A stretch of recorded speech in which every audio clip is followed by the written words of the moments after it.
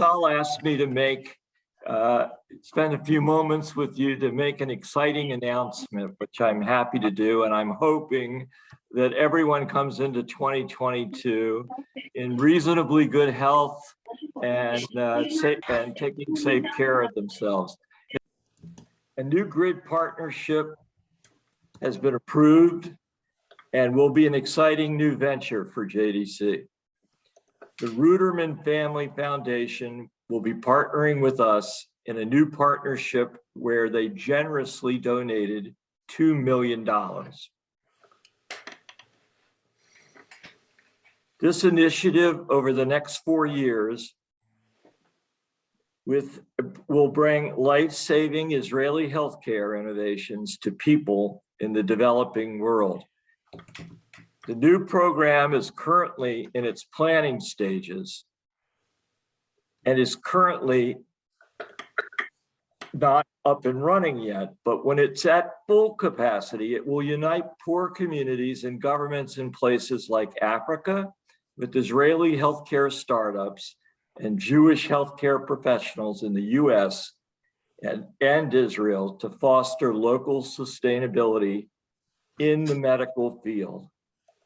It will be powered by a partnership with the Israeli government and help strengthen the ties between the Jewish people, Israel, and people in the developing world. We want to thank Jay and Shira and the Ruderman Foundation, and I understand Sharon is on this call, Jay's sister. So hello to you, Sharon. Thank you for being here. And like our previous work with them in Israel Unlimited, which you all remember and know, we hope to transform communities, individual lives for a better tomorrow. GRID has been blessed with wonderful committed chairs and fellow board members who are leading the way in supporting our work in disaster relief and international development. I want to also take this opportunity to salute Danielle Capolino for her generous gift to GRID this past year and her continuing leadership. I would also thank the other board members for their investments in these programs which put Jewish values into action and help JDC, the Jewish people, and Israel take the lead in repairing the world. So with that, Avital, I'll hand the program back over to you. Thank you. Jay, can you open the meeting, please? Thank you. Thank you, Mark. Thank you. Thank you. First of all, I want to recognize my partner, my wife, Shira, my sister, Sharon, who is on the call, and our deputy director in Israel, Galia Garnot, who is going to be on the ground working hard on this. I also want to say that this is an investment in the joint, which we have been involved with for several decades. And thanks to your leadership, Mark, and Ariel's leadership, it's an organization that not only we've invested in the past, but we feel very comfortable moving forward in the future. And my partnership with Danielle has been excellent, and I'm very happy to be involved with GRID.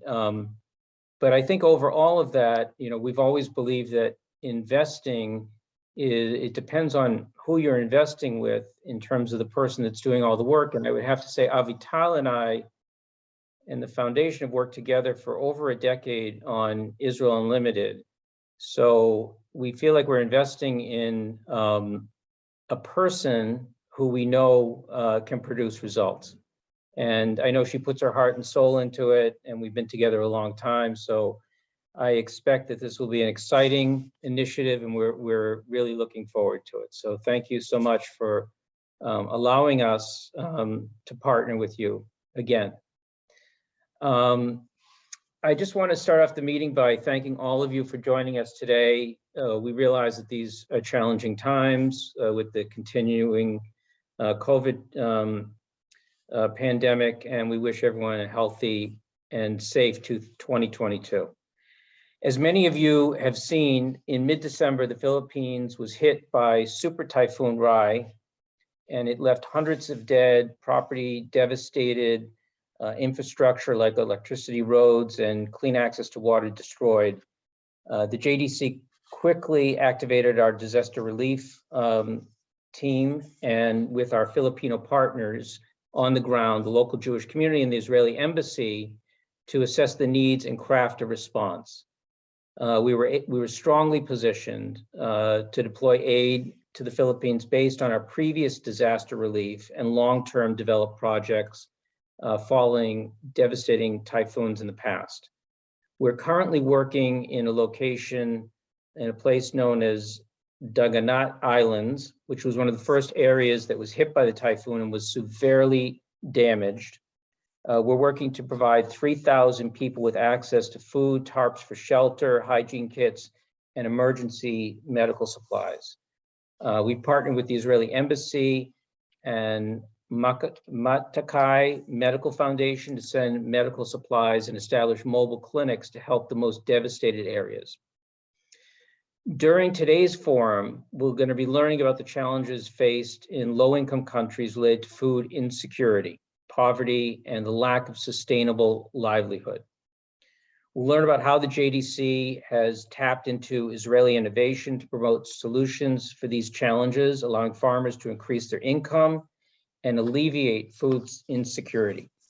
So I'm now going to turn the meeting over to Avital to provide a framework for our conversation today and the strategy regarding food security, ag tech, and Israeli innovation. Avital, back to you. Thank you. Thank you, Jay.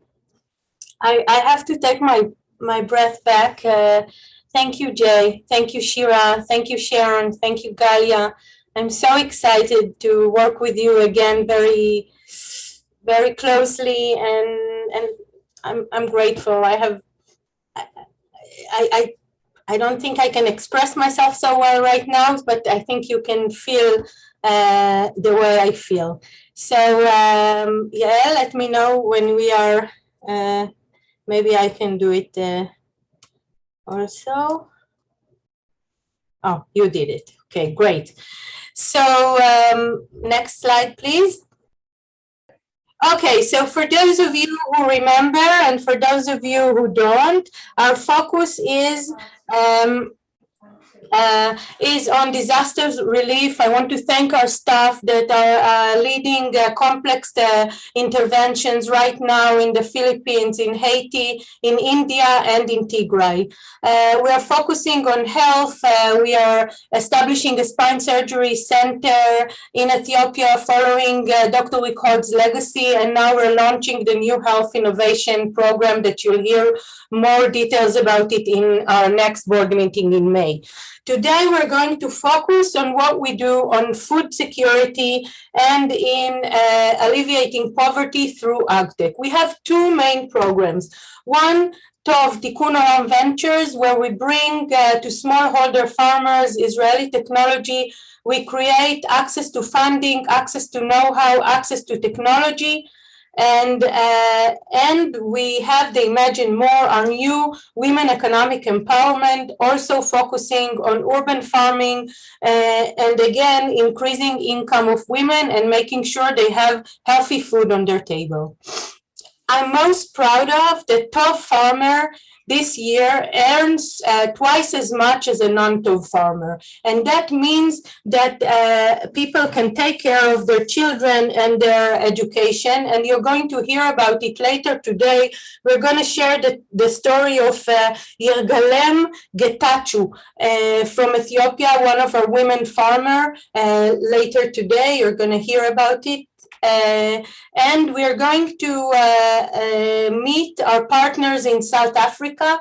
We're meeting Tsuma, the agronomist from SAFT, our partner that established agri-hubs. The agri-hubs will create supply chain, market linkages, access to technology, access to funding, and training for women to put more food, healthy food on their tables and to increase their income. We'll also deal with beekeeping and clean cooking, but that's for another time. You can imagine why is it important for the people in the countries we work in, but why is it important for Israel? So first of all, Israel has signed the UN SDGs, the Sustainable Development Goals, making sure that the world will be a better place in 2030. And it has some commitments, but beyond that, we know that the world wealth will come from the developing countries. And this is a slide I took from the Ministry of Finance, and they took it from the World Bank. So it's a known fact. But having said that, Israel has added value in ag tech, in medical tech, in renewable energy, preparedness for disasters, and cyber and fintech. Maybe cyber is less relevant to the GRID work, but we still don't see enough companies that are working in these areas and helping the most vulnerable. And this is what we want to encourage as a second layer to each of our programs. So in TOV, we created the innovation journey, helping Israeli agtech startups to get to know the emerging markets and creating opportunities for them to work. We're going to hear about it from Joanne Moore, our board member. Later on, we'll meet Gabriel, one of the innovators, and we'll meet Amit Lev from the Israeli Commercial Attaché in South Africa, where we're going to launch our next innovation journey. I want to thank you, and I want to thank you from the bottom of my heart. And we have very committed board members that without them, this work in the agtech field will not be able to do it. So thank you, Danielle, and thank you, David, and I didn't see Meryl, but the Horwitz family who allow us to work in South Africa. We have amazing board members. I'll say part of the names, forgive me if I forget anyone. Ellie Block, Lisa Levy, Jane Lipman, Michelle Rosen, Deborah Cohen, and many others who support us anonymously. And if I forgot anyone, please forgive me. So thank you for your leadership and your kind support. And I think 22 will be a wonderful year for JDC GRID.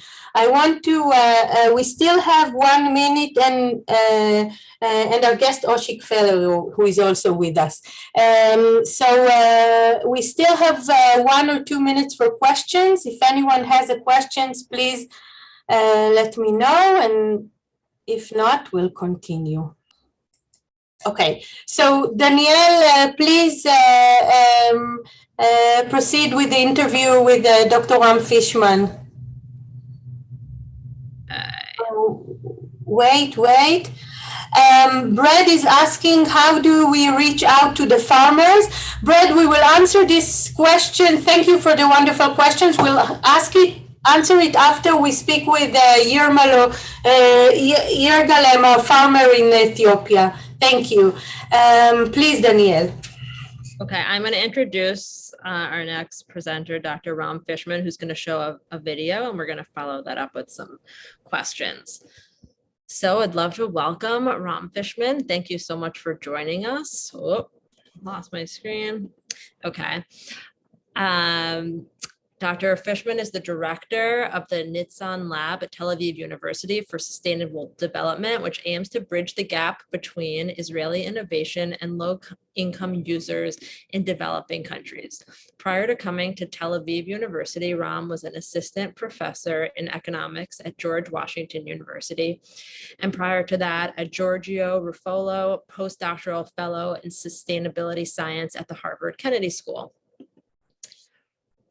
Ram holds a PhD in sustainable development from Columbia University and a master's in science and physics from the Weizmann Institute. So a very pedigreed and impressive background, and we really look forward to this presentation. Thank you.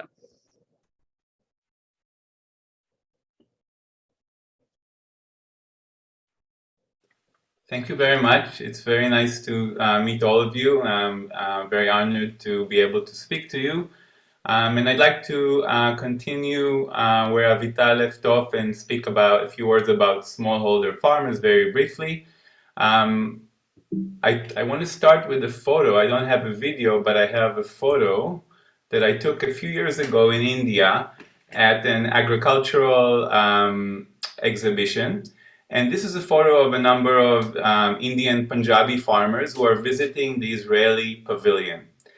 And I took this photo because I'm kind of what is often called a development economist, meaning an economist that is focused on studying the economics of low-income populations in the world that is, as you all know, are the representative majority. It is the wealthy who are the exception. And so we try to understand the causes of low income and how it may be overcome. So as part of my work, I've been roaming around India, Africa for the last 15 years, trying to understand them and do research on their decisions, their economics. And this photo struck me for the reason I'll come back to in a minute. But first, I want to tell you why I'm so interested in these smallholder farmers, as they are called, farmers who cultivate small parcels of land, usually with pretty low productivity, low income, etc.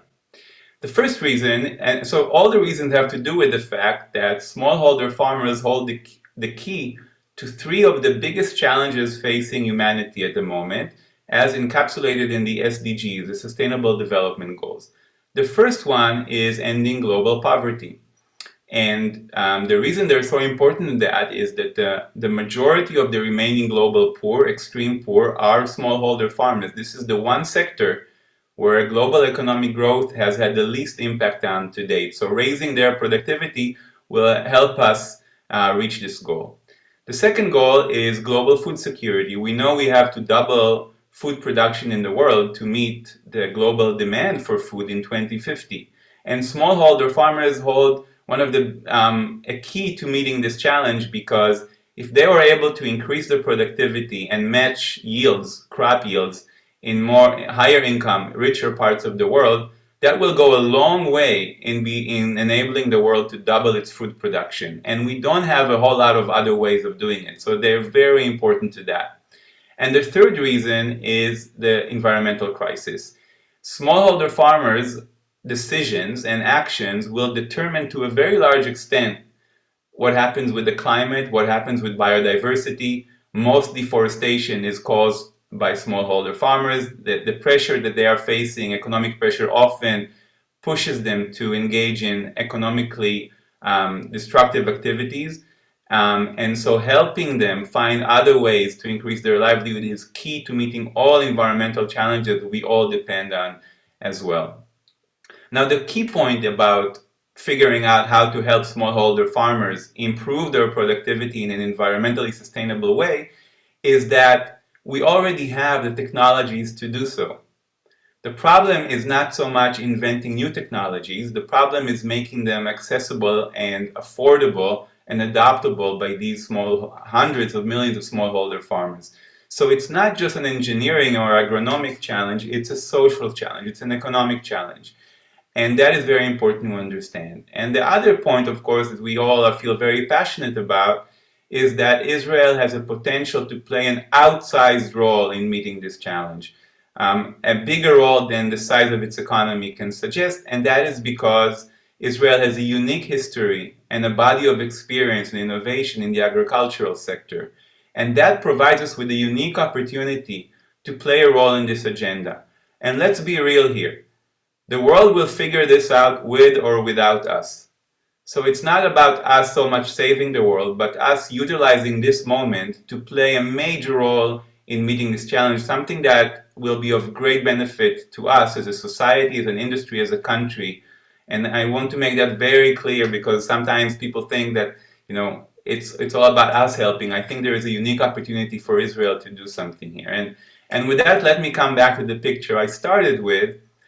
Here are these farmers, and they're insisting on visiting the Israeli pavilion in this exhibition reflects a very, very widely held admiration shared by small farmers all over. I'm telling you, remote villages, wherever I get to in Africa or India, farmers know about the Israeli story, and they're very keen to touch it somehow. Israel for them is not just another country in Europe or a high-income country they feel that they can identify with the Israeli environmental reality, climate, the history of its development, And yet I feel that overall we are not doing enough to reach them. You see that they are staring into this pavilion with a little bit of trepidation. The pavilion displays all these very sophisticated technologies, drones and whatnot, things that are way out of reach and beyond the kind of, very distant from the kind of farming these gentlemen are engaged in. So our challenge really is to figure out a way of bridging the big gap between the world of smallholder farmers and the world of Israeli agtech innovators, right? The Israeli agtech innovators potentially have so much to contribute, but they don't have a sufficient understanding of what a smallholder life looks like, what are their economic constraints, and we have to find a way of creating a bridge between these two worlds. And this is something that I think Tov is already doing, and we are also doing, and I think is exactly the right way to go. We hear about this every time our prime minister meets a prime minister from the developing world. This was central to the visit of the first Indian prime minister in Israel, when our prime minister or foreign minister visits Africa. And the Israeli government is realizing more and more how important that is. But these high-level talks do not usually translate to what I want to highlight on the right-hand side of this slide, is the work on the ground. That is key, and this is what I think Tov is doing, this is what we're doing, and I think we need to see much more of it so that the lofty words spoken by our leaders and prime ministers actually realized in the field, and I don't think by far the Israeli government is doing enough right now. And I want to be clear that when I'm showing you this photo on the right-hand side, I don't mean, Israeli students like our students in this photo going and installing things as a way of like a philanthropic activity. This is an illustration. What we need to be doing on the ground is not directly impacting, because we are very few and small. We need to be developing models in the same way that our innovators in the high-tech industry, in the information communication technology world, develop products that are then used by people all over the world, not because they buy them from Israelis necessarily, but because the bigger entity moves in and realizes some Israeli has developed a good model, and then they deploy it and reach hundreds of millions of customers. That model of an exit, if you will, is what we need to strive in as Israeli innovators working in this space, trying to develop a new model that the bigger players can then take up. We are a small economy, and even the joint, which, with all due respect to the capacity of the joint to achieve impact on the ground, will not be able to reach everybody that needs that kind of support in the world. So I think, and I believe Tov is doing exactly that, is to develop a model that can then be employed by others. And when we do this, and this is why I very much believe in the role of academia, and this is why I'm working on these issues from within academia, is we need to realize that sustainable development, meeting these challenges, is not a charity as much as it is a science. It is a science that combines the economics, engineering, technology, and as a science, it has to emphasize these are important intellectual puzzles, how to make these things work. So this involves a lot of piloting and experimentation, realizing that many of these innovations, and I don't mean just technological innovations, but business models, innovative business models like the ones Tov is attempting in Ethiopia. It's very important to come in with this form of attitude, this kind of attitude, and realize many of these things are not going to work, but that the lessons that will be generated in the course of failure will also be of value. And again, it's not just about the crops, it's about the growers, meaning it's also about social science. So understanding the growers through interaction with them is important. And of course, I just wanted to let you know you have 1 more minute. Great, thanks. We need to generate a lot of data so that all our actions are evidence-based. And here I also want to encourage the joint. What you guys are doing in Ethiopia and you will be doing, I'm very thrilled to hear about the new program in health. You have to realize what you're doing, you are innovating and you're trying new things, and you have a chance, if you do this scientifically, you can engage with the entire international development community, governments, World Bank, whatever, as an innovator and share your lessons with them. I think you can position yourself not just as doing philanthropy, which is very important, but as doing science. And I think that is a key contribution that you should emphasize. What we're doing in two seconds, I actually, because of my passion for this subject, I moved back. I left a professorial position in the US. I spent 10 years studying this field in the US, and I came back to Israel, to Tel Aviv University, because I was very passionate about, from within academia, trying to strengthen this field in Israel. We basically have hardly any academic activity in this domain, and I think it's unfortunate. I think we have a huge potential. Our students are the best in the world for carrying out this kind of work, and now I can tell you this based on experience here. We formed a lab. We call it Nitzan Lab, which is basically aiming to be a knowledge center to support with knowledge and expertise and the science of development, to support all kinds of initiatives in Israel by government, by civil society, and like the ones you are involved in, which are wonderful, by private sector companies, and by all kinds of entities to support through knowledge sharing and putting in the science and putting in our students as part of that. We have established a new master's program in international development in Tel Aviv University. I'm sorry. And I'm ending this. Thank you with this. Thank you very much, and good luck with all your work. And what you're doing is making me proud. So thanks for that. Do we have time for some questions? I think you can ask one questions and Yeah, one question. Okay, I think you touched on this for sure, but can you just spell it out for us again? What benefit does this kind of partnership bring for Israel? And when I say partnership, I mean the connection between the ag tech and the smallholder farmers. Yeah, I think that what Avital said is exactly addresses this. You used to call this developing countries, or and look at this kind of work more as philanthropic work. But now we more and more are calling it emerging markets. These are huge emerging markets, and there is a huge scope for Israeli industry to make a lot of money selling good products to these farmers. These are potential customers. And if we figure out what their needs are, just as with any other customers, what their special needs are, and design the right solutions, there's a lot of money to be made here. So I think that's one thing. And the second thing, geopolitically, again, a lot of Israeli foreign relations with these countries revolve around these kind of programs. And we may have to make sure we deliver real impact and real value in order to really sustain that advantage. thank you. Thank you. Thank you. I see that Jonathan Art has a question. We'll answer on the chat, and we'll move to Yael. Can you screen? Thank you, Dr. Ram Fishman, and thank you, Danielle. And Yael, can you screen the clip from the women So now we're going to move to Alon. Alon is going to give us a little bit of an intro so we can have the opportunity to meet some of our farmers in Ethiopia. So Alon, I'm passing it to you. Thanks, Yael, and thank you very much, Ram, for this very great presentation. So Ram, for those who don't know me, my name is Alon Gilboa. I'm the program manager of TOV. I oversee the operations in Ethiopia in the field from Israel. And Ram introduced us a bit to how Israeli innovation could transform the life of people who are struggling with food insecurity.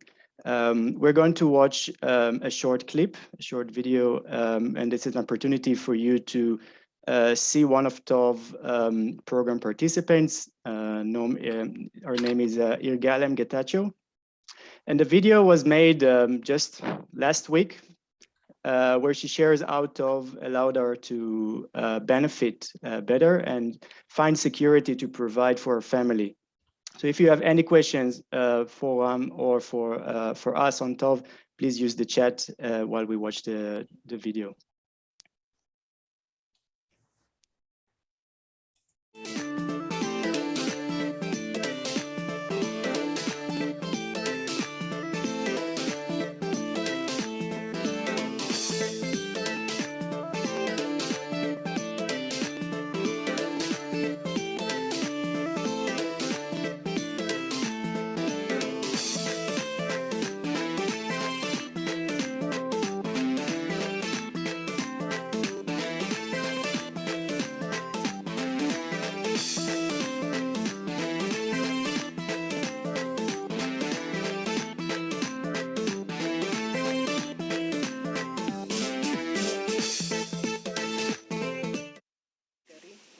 እሺ ስሜ ይርጋለም ጌታቸው የተወለድኩት ጆሊ አንድ ቀበሌ ነው።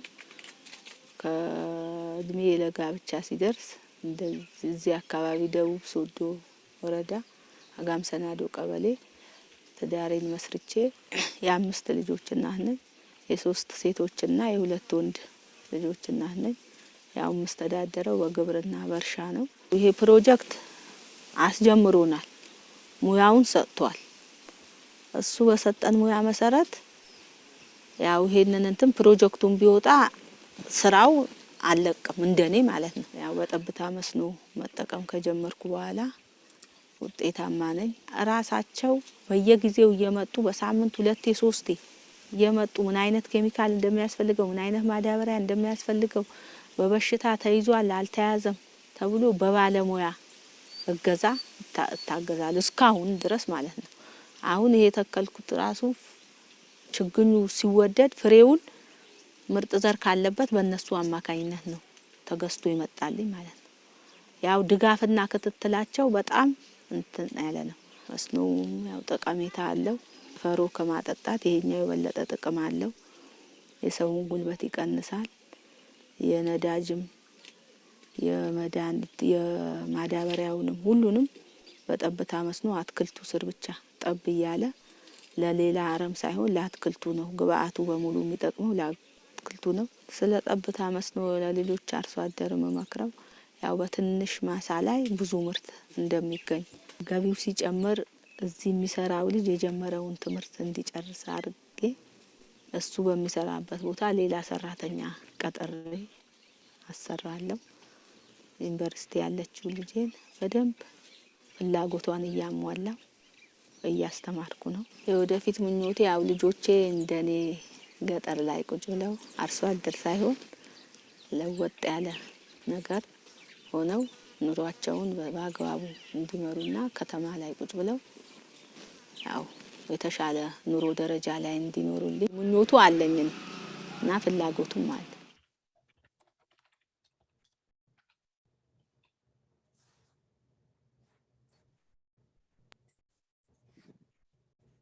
Great. We're back. I think we'll take the opportunity to answer some of the questions. I'll start with the first question that came earlier by Brad, which is how do you reach out to the farmers? I think you've probably seen in the video the guy wearing the blue jacket. His name is Dejane.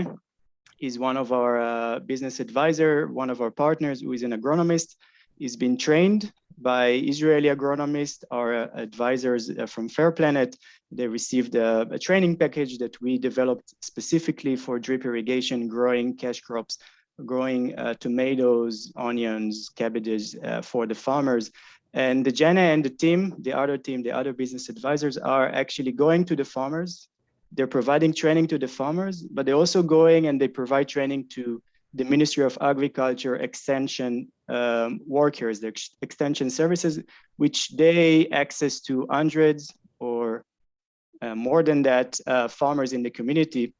So by providing the guidance to the farmers, but also to the one who is going to provide the guidance later on when we will not be there, this is how we make sure that the know-how, the Israeli know-how of how to operate the system, how to manage the technical aspects and how to provide agronomic support is kept in the community. So that's one of the ways we are reaching to the farmers. Alon, I think we'll go to South Africa now, and we'll continue answering the questions on the chat. And we are launching also evaluation research for TOV in this coming 2 months, and I will, of course, will be happy to share. Thank you. Sure. As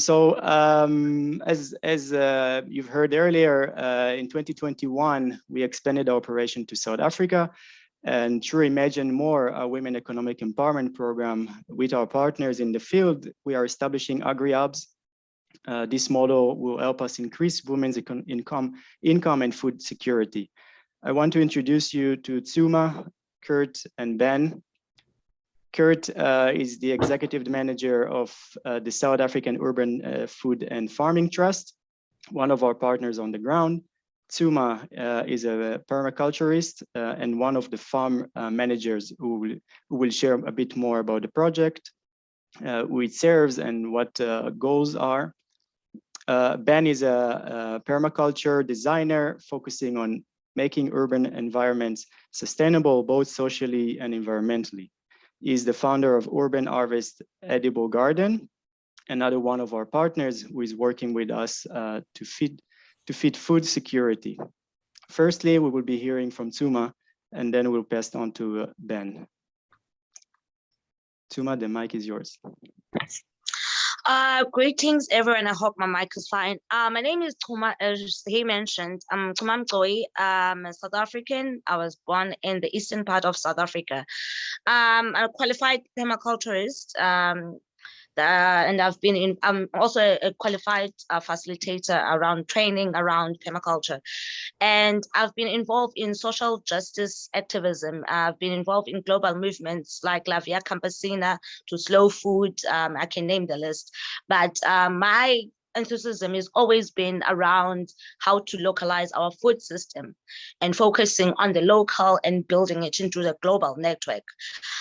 So ever since I've been always involved with a Langa community. I'm currently, since I started staying in Langa since last year. I've been staying in Langa for a year right now. And since I've been involved with South African Urban Food and Farming Trust, I've been coordinating and developing a network around Langa, like how to actually build the agri-hub. So we have one of our focus sites in Leratori, which we're currently developing into a hub that would actually create a network for more farmers around the area. Because currently the farmers are actually depending on because in South Africa, the community itself, it's a disadvantaged community where not everyone has a car or driving. So when you buy your seedlings or everything, you have to go outside Langa and source resources for your garden. Instead, you're using more money. So the farmers themselves, they actually want to localize and build a hub that would actually sustain farmers around Langa. So currently, I've been working with so many community gardens around Langa. They're already producers that are producing, and they are actually creating a network. What we've tried to actually source around resources like your compost, your seeds, and just to keep them going and actually build a network on the ground before the hub it actually manifests. So currently, the farmers they are actually just sourcing and taking whatever is like available at the present. But the agri-hub is actually aiming to actually help. Most of the farmers in Langa most of them are women. It's always women in front. Like we have a list of farmers that I'm currently working with, and it's mostly women and youth. But they currently cannot even sustain their livelihood because they don't have reliable income that would actually sustain them. So they also taking from the grant money to actually go and buy resources outside with the transport because they actually don't afford cars and be able to actually go to the next step.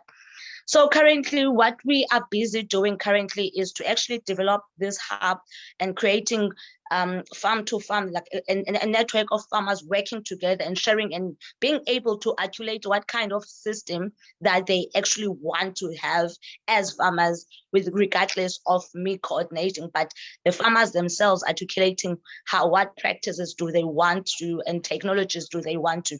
And with the Israel architect, we since 10 years of South Africa, we've been actually using the Israel tech in such a way on drip irrigations, and we've seen the tech because also we had few years back we had day zero where we had a water crisis that the farmers couldn't actually water their gardens.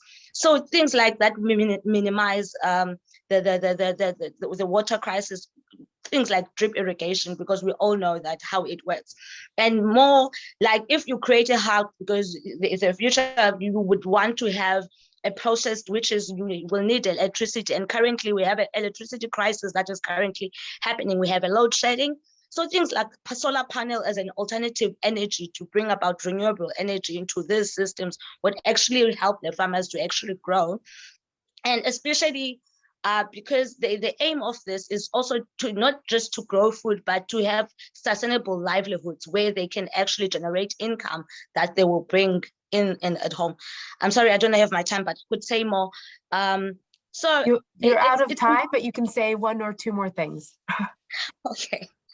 Yeah. So I think having this a network, and it will actually just not help Langa as just by having communities localizing food system and being able to actually manage and have alternative system that they can use to actually make income, not just wasting into what we already is existing. Thank you. Tuma, can you say one word about Langa? Because maybe some of the people don't know. Yeah, so Langa is one of the disadvantaged communities because in South Africa we still have like it's unequal. And because we still have the disadvantaged community who cannot actually afford mostly of the stuff as I mentioned. So we still have injustices and inequality within South Africa that needs to still be dealt with. But regardless of that, Langa is one of the poorest, it's one of the poorest. There's so many in South Africa that we have. So it's one of the crises that we have in South Africa. It's the inequality is one of the major problems. I hope I answered you. Thank you. Ben Getz from Urban Harvest, also from the Jewish community, please. Maybe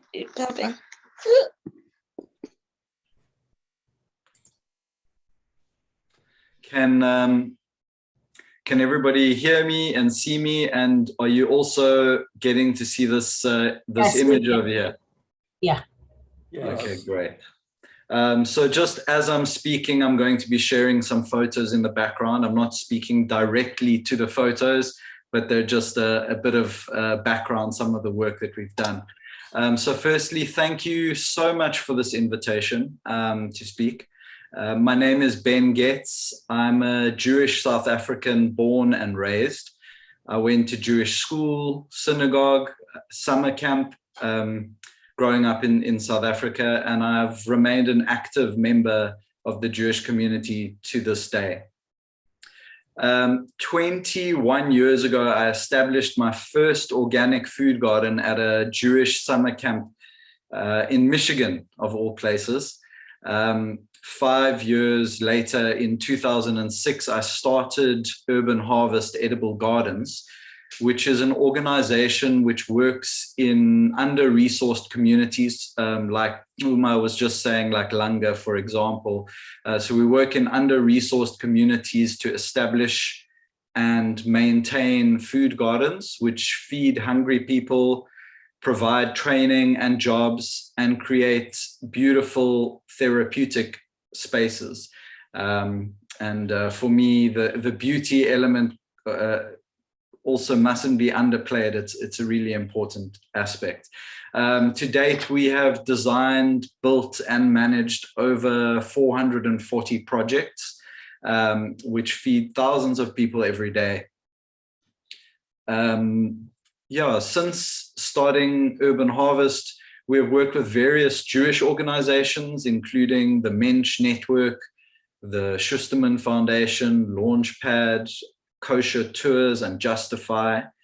And we've established food gardens at Aranya House, Glendale Home, and at 4 of the Cape Town Jewish schools.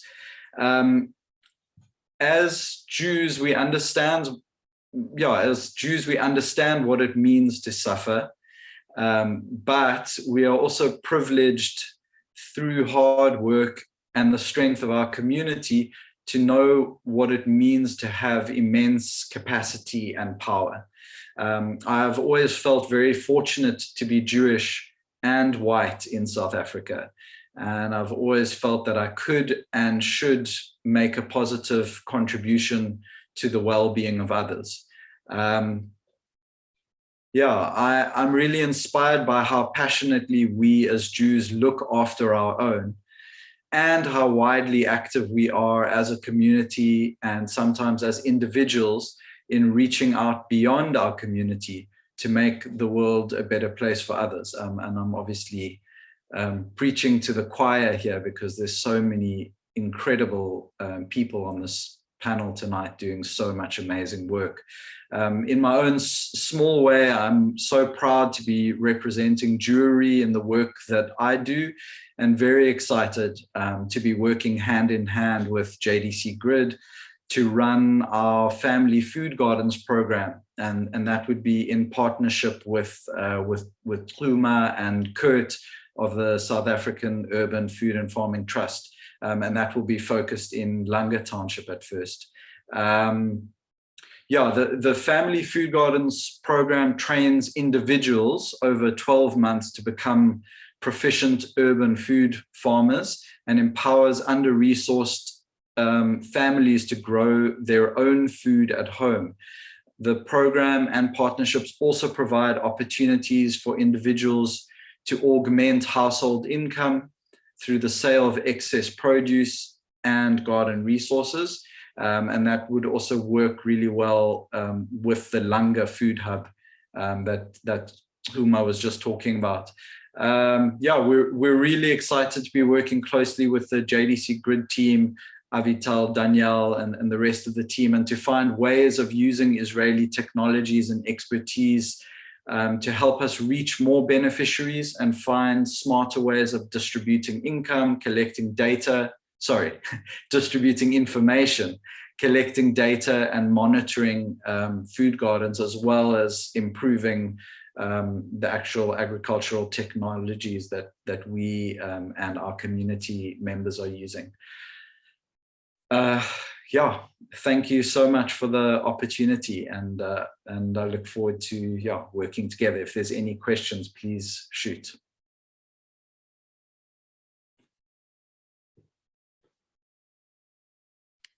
Okay, well, thank you, Ben. That was amazing. As you can hear, I am also a fellow South African who did not stay, but is very, very inspired by those who did and the life-changing work that you are doing amidst innumerable challenges. So thank you, you and your whole team and everybody who's working together with you there. And I feel very fortunate to be one of the GRID team members who will be working on Imagine More. So I have to tell you, those gardens look amazing, very nutritious and healthy. So you're certainly doing something good. If anyone has any questions for Ben and Chuma or anybody else, this is your moment to ask him. Otherwise, we'll move on with the program. Lisa, I will ask people again to put their questions on the chat. Okay. We have two more guests that we want you to meet regarding AgTech. So people, please feel free. We promise to answer everything. Put them right now. Thank you. Joan, we're moving to you. Thank you.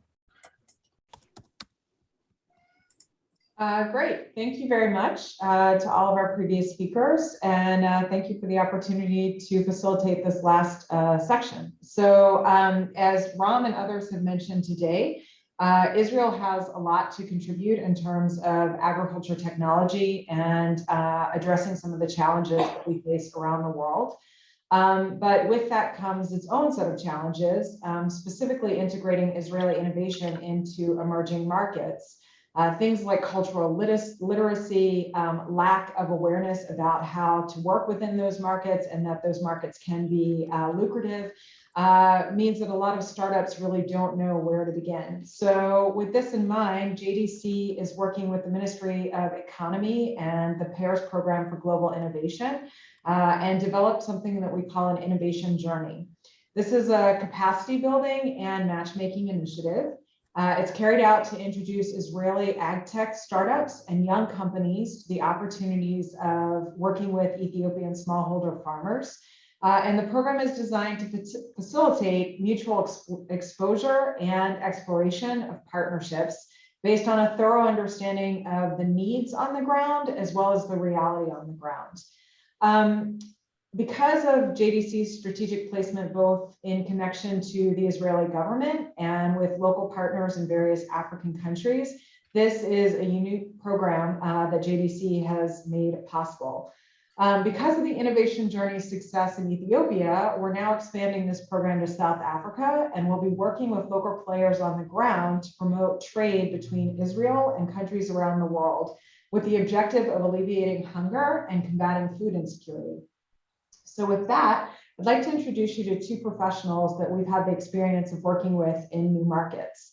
We'll start with Gabriel, whose initiative Chrome Pay provides financial services to individuals that are often overlooked, yet play a major role in contributing to the economy. Many individuals subsisting on income from the informal sector and small-scale agriculture lack access to the means for conducting digital payment. If we want to increase their income, they need to be able to buy and sell their products, preferably through digital means. Chrome Pay provides individuals like these with an affordable way to manage all financial aspects of their business without a banking system. Gabriel, welcome and thank you for joining us.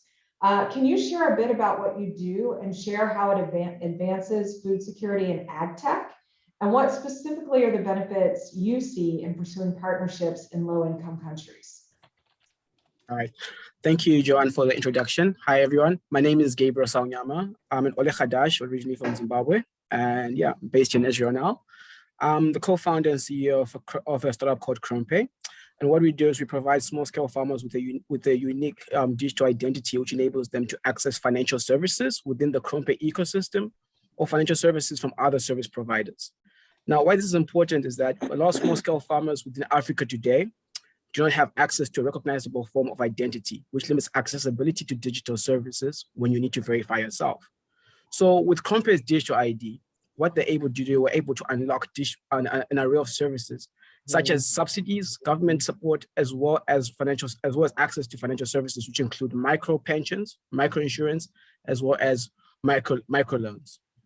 Once these small-scale farmers have access to such services, they're able to actually invest in ag tech solutions, which will basically increase their agricultural output, which will also provide an increase in revenues and new sources of income.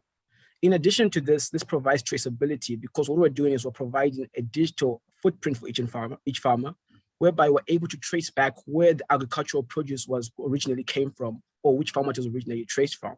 So basically, this formalizes and enhances the agricultural sector whilst creating food security for each of these small-scale farmers. Now, in 2021, we had the benefit of actually being part of the innovation journey, TOV, spearheaded by the JDC, as well as the Peers program. And through this, we were able to facilitate two major partnerships in Ethiopia with IDE, which is a global NGO, also known as the International Development Enterprise, and the Bank of Abyssinia. Now, these institutions actually work directly with small-scale farmers in Ethiopia today. And in 2022, we're actually kicking off an initiative with them to digitize and provide digital IDs as well as financial services to over 500,000 small-scale farmers in Ethiopia. So as we speak, we're also participating in other programs such as the Google SDG program, where Google's actually given us early access to certain technologies, which will help us push forward this initiative. At the same time, we've also kicked off our fundraising round. So together with our partners, we are actually applying for grants from organizations such as the USAID, as well as already talking to early stage investors in order to create value for the undervalued through our initiatives. Thank you. Thank you, Gabriel, and welcome to Israel. Now I'd like to introduce Amit Lev. Amit is the Trade and Investment Counsel at the Israeli Embassy in South Africa. Amit was the manager of Development Finance Institutions Department at Israel's Ministry of Economy and Industry. And in his current capacity, he integrates Israeli companies in development projects for the world. Oh, sorry. In his previous capacity, he was integrating Israeli companies in development projects of the World Bank, IDB, USAID, etc. So Amit, welcome and thank you. Nice to see you again. Can you share your take on the opportunity that exists in South Africa when it comes to ag tech and smallholder farmers?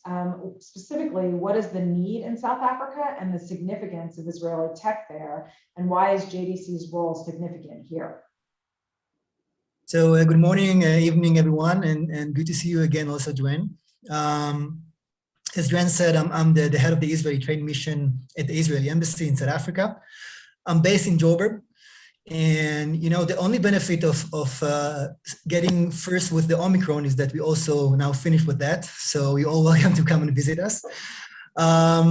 the Israeli Trade Mission at the Israeli Embassy is the official representative of Israel in South Africa. And we are working with all Israeli companies in all sectors, representing hundreds of companies and helping them with business in South Africa and in the region, from agricultural to fintech to cybersecurity, medical devices, even up to consumer goods and cosmetics. Just to give you an example, in the last few years, the Trade Mission achieved and created opportunity for almost $30 million. So, and this is equivalent to 10% of the trade between Israel and South Africa.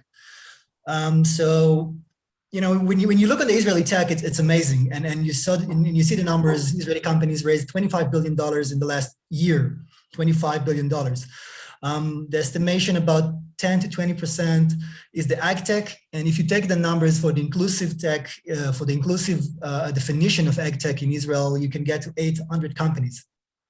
But having said that, most of the companies are not coming to Africa or South Africa. And this is something that, you know, if you look at the Israeli trade that gained like $140 billion last year, only 2% came to Africa. And a lot of reasons, and I think you heard some of them, about the hurdle of doing business, about the hurdle of getting money and investors and new markets and new business models. And I think that this is the potential of doing this and taking the toll programs. This is something that can really create a lot of opportunities and to push Israeli companies to come and to develop specific things for the smallholder farmers. And I think that South Africa is the great and one of the best candidates for that, because first of all, there is a tradition of agriculture in South Africa. We're talking about, you know, a country of 300 years of traditional, and this is important agricultural. You know, you can't start from one day to be a farmer and that's it.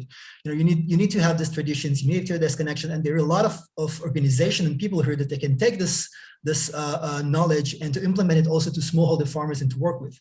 And second thing is that, you know, there is a Jewish community, strong Jewish community that you heard of, that can help to push it and to bring more support for Israeli companies. And the third is that there is a very sophisticated financial system in South Africa that can help to take those solutions and to scale them and to give money and to put fuel into those solutions. And last but not least is that there are already Israeli companies here. You know, South Africa is a major hub for export for a lot of citrus and other fruits. So there are big major Israeli companies like Netafim, drip irrigation, like Haifa Chemicals for fertilizers. So those companies, by the way, already started to develop small kits for smallholder farmers. So they understand the potential. So if you're taking all these reasons and we understand, you know, the potential of South Africa, and we understand that Israeli ag tech is developing, and we put them together, connecting together with the TOV programs, I believe this is one of the best chances to create those partnerships and to see success and to see Israeli companies starting to aim to this untapped market. Excellent. Thank you so much, Amit. For those of you who are on LinkedIn, you should follow Amit. He does amazing posts about very cool things that he and others are doing in South Africa. And you can learn a lot more about what's happening there. It's a very vibrant community.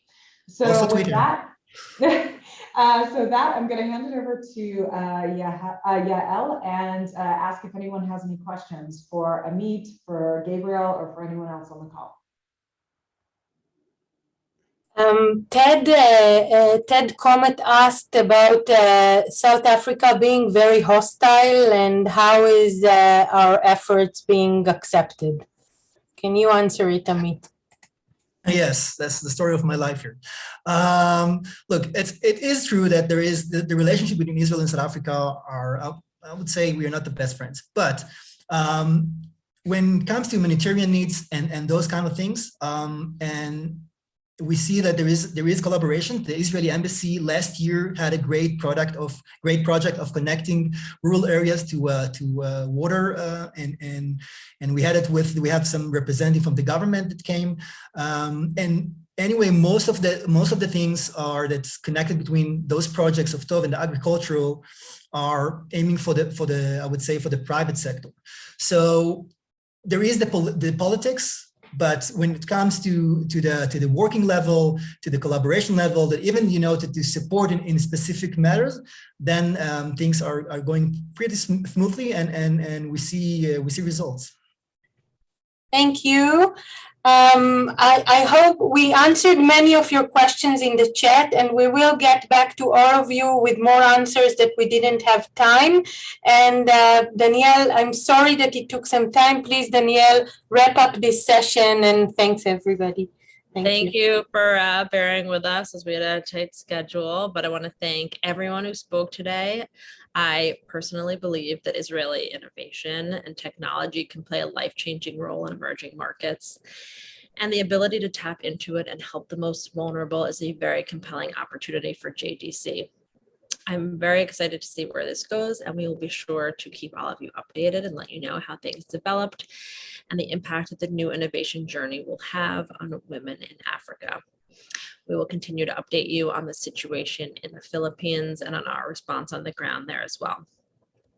As you saw from the meeting today, JDC GRID's work is unique and combines humanitarian aid while strengthening Israel and Jewish communities. Please, as always, help us to share our message, be in touch with Jay Ruderman, myself, and the GRID team to ask any questions or to help engage and share our work with the relevant people.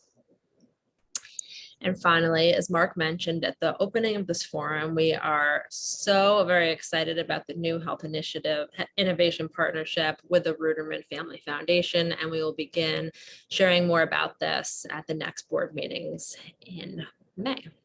So thank you all for joining us. This has been a tremendously exciting and packed, and I think it just goes to show how broad our work is and how much impact we're able to have. And wearing my rocket ship sweater today, so I hope we will all continue to propel each other forward in this new year. I say, being Jewish, I feel very, special. We're able to have 2 new years and 2 opportunities to take accountability and accelerate ourselves forward. So my best and health to all of you. Thank you. Thank you. Thanks, Danielle. Bye-bye. Bye. Thank you, all our amazing speakers.